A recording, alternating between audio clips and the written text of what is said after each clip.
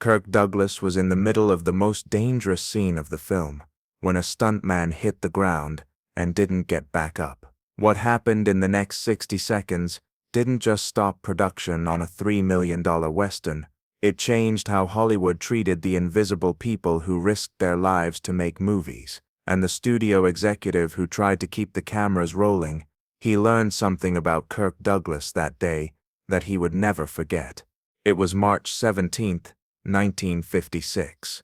The Arizona desert outside Tucson was already brutal at 9 in the morning, the temperature climbing toward 100 degrees.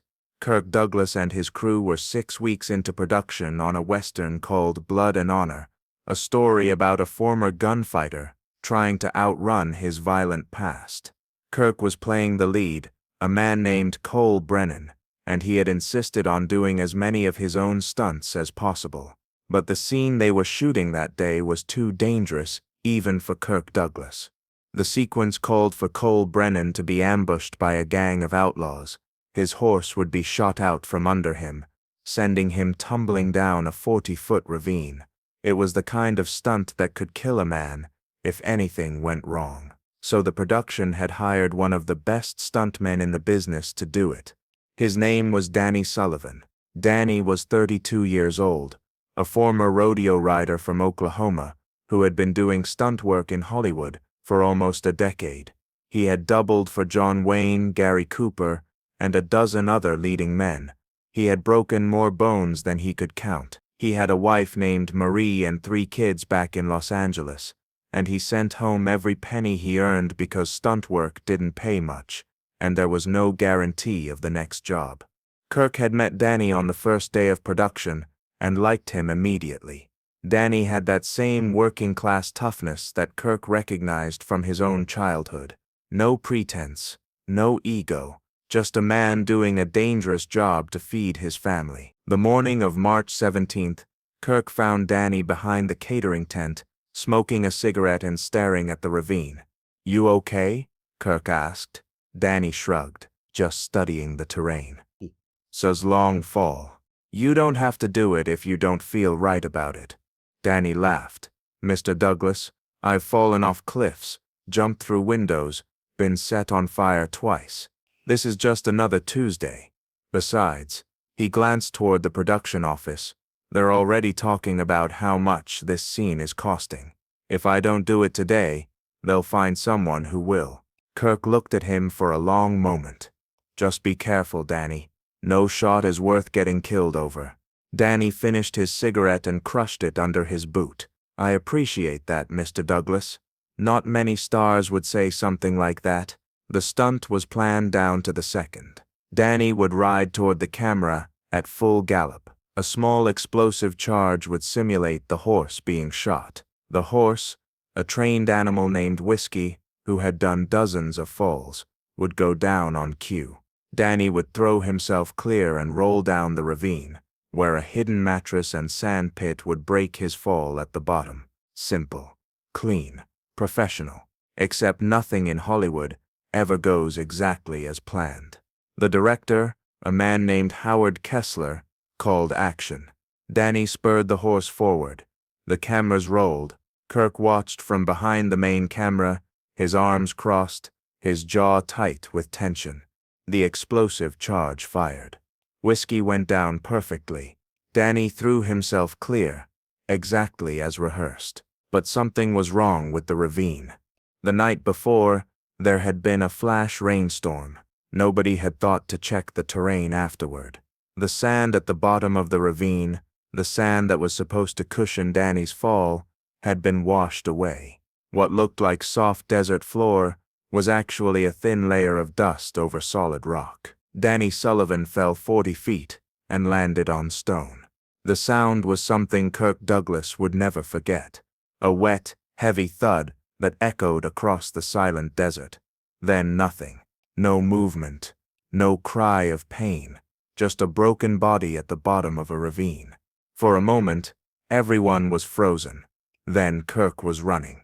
He scrambled down the ravine, rocks sliding under his boots, not caring about the cameras or the shot or anything, except reaching Danny Sullivan. By the time he got there, The stunt coordinator and 2 crew members were already kneeling beside the fallen man. Danny was conscious, but barely. His face was gray with shock. His left leg was bent at an angle that made Kirk's stomach turn. Blood was seeping from somewhere beneath him, staining the rocks dark. "Don't move him," Kirk ordered. "Someone get a doctor.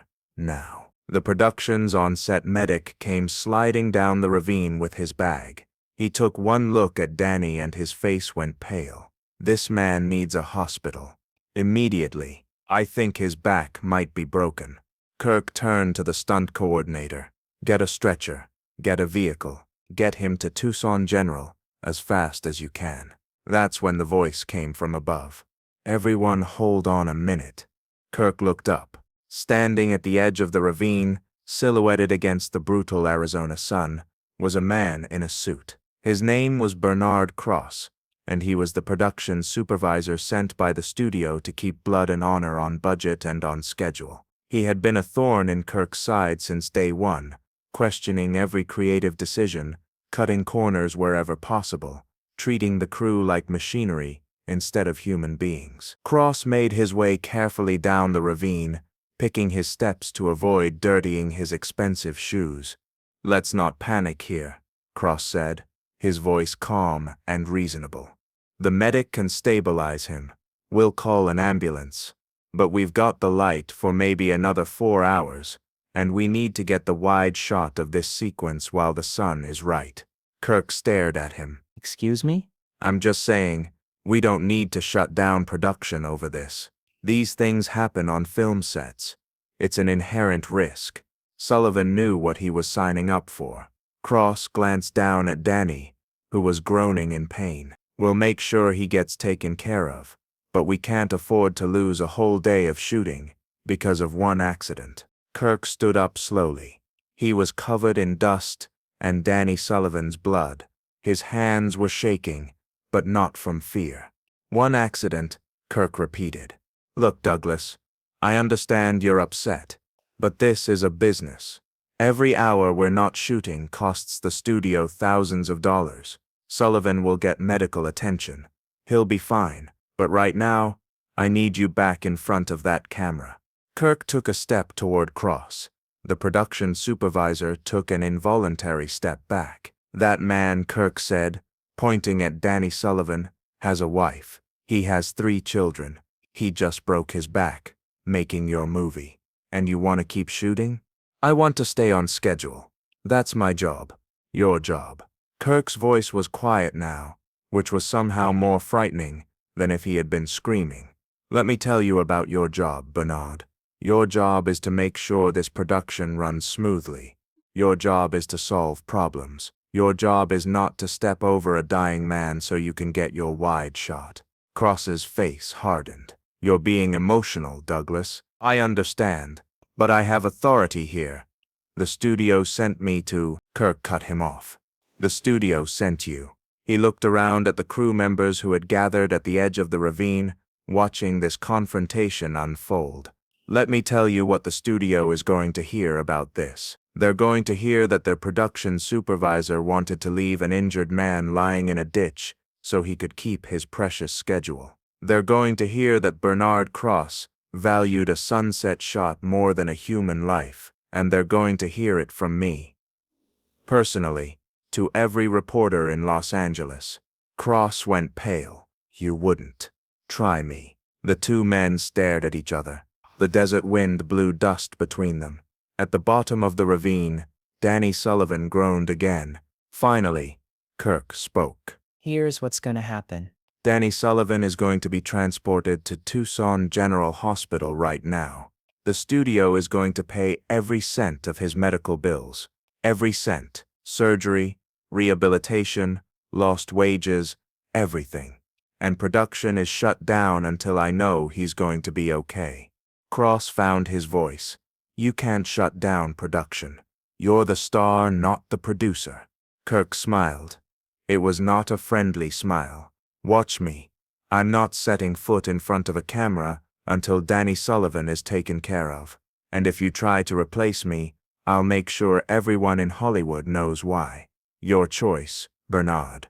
Cross looked at the crew members watching from above. He looked at the director, who was carefully not meeting his eyes. He looked at Danny Sullivan, still lying broken on the rocks, and he realized he had no cards left to play. "Fine," Cross said, through gritted teeth. "We'll shut down for the day. But the studio isn't going to be happy about this." "Then the studio can take it up with me," Kirk said. "Now get out of my sight." "I'm riding with Danny to the hospital." The ambulance took 45 minutes to arrive. Kirk sat with Danny Sullivan the entire time, holding his hand, talking to him, keeping him conscious. When the paramedics finally loaded Danny into the ambulance, Kirk climbed in with him. "Mr. Douglas," one of the paramedics said, "there's really no need for you to—" "I'm coming," Kirk said. End of discussion. At Tucson General Hospital, Kirk waited while Danny was rushed into surgery. He called Marie Sullivan in Los Angeles and told her what had happened. He promised her that he would personally make sure Danny got the best care possible. He promised her that the studio would pay for everything. Then he called the head of the studio. The conversation lasted 20 minutes. Kirk explained what had happened. He explained what Bernard Cross had tried to do. He explained what was going to happen next. When he hung up, the hospital administrator was waiting. "Mr. Douglas, I've just received a call from the studio. They've authorized us to provide Mr. Sullivan with whatever care he needs. All expenses will be covered." Kirk nodded. "That's a start." "A start?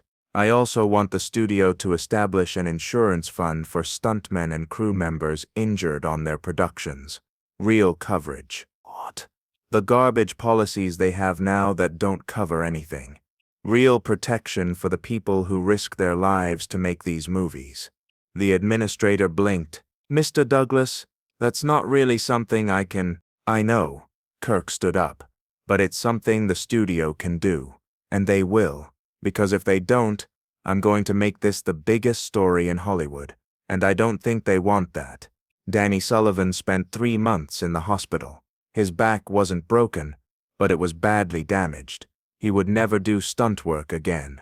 The fall that was supposed to be routine had ended his career in an instant. But Danny Sullivan didn't lose everything. Kirk Douglas visited him every week during his recovery. When Danny was finally released from the hospital, Kirk helped him get a job as a stunt coordinator, a position where he could use his expertise without risking his body. The studio, faced with Kirk's relentless pressure and the threat of public exposure, established a new insurance program for stunt performers. It wasn't perfect, but it was better than what existed before. Blood and Honor resumed production 2 weeks after the accident. Bernard Cross was quietly reassigned to another project. The film was completed on schedule and released to strong reviews and solid box office. Critics praised the action sequences, never knowing how close one of them had come to killing a man. Years later, Danny Sullivan was interviewed for a documentary about Hollywood stunt work. The interviewer asked him about the accident in Arizona. Danny was quiet for a moment. Then he said, "I've worked with a lot of stars in my career. Most of them are decent people. Some of them are even nice. But Kirk Douglas is the only one who ever treated me like I mattered. When I was lying at the bottom of that ravine, broken and bleeding, he was the first one there. Not the medic, not the stunt coordinator. Kirk Douglas, the biggest star on the set, scrambling down a cliff to help a guy most people considered expendable." Danny paused, his eyes wet with memory. "And when that studio man tried to keep shooting, tried to just leave me there like a broken piece of equipment, Kirk shut him down. He didn't have to do that. He could have looked the other way like everyone else. But that's not who Kirk Douglas is. He fights for people, even people nobody else cares about." The interviewer asked Danny if he ever thanked Kirk properly. Danny laughed. "I tried. A few years after the accident, I sent him a letter, told him everything he meant to me and my family, told him that my kids grew up with food on the table because he gave me that coordinator job, told him I named my youngest son Kirk." Danny smiled. "You know what he wrote back? 1 sentence. That's what friends do. That's it. That's Kirk Douglas. Does something incredible, then acts like it's nothing. The insurance program that Kirk Douglas pressured the studio to create became a model for the industry.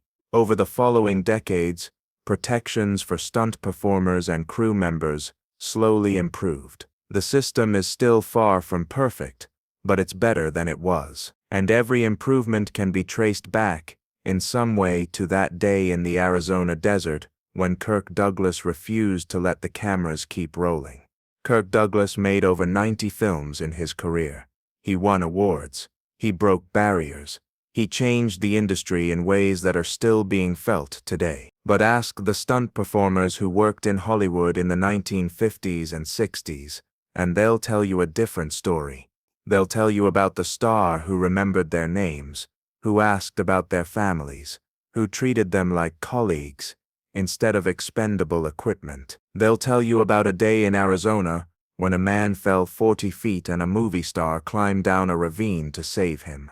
They'll tell you about Kirk Douglas, the man who never bent, the man who never forgot that movies are made by human beings, not machinery.